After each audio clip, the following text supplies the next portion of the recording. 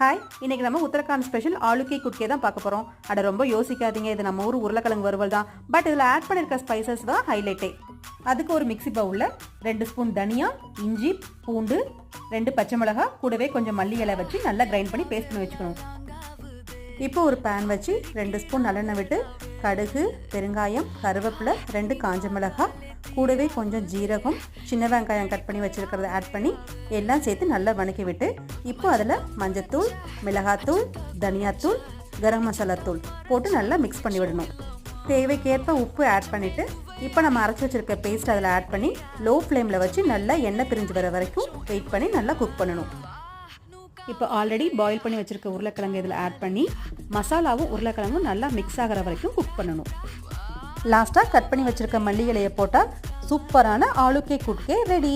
இந்த மாதிரி டிஃப்ரெண்டான ரெசிபி தெரிஞ்சுக்க என்னோட சேனலை சப்ஸ்கிரைப் பண்ணுங்கள். பாய்.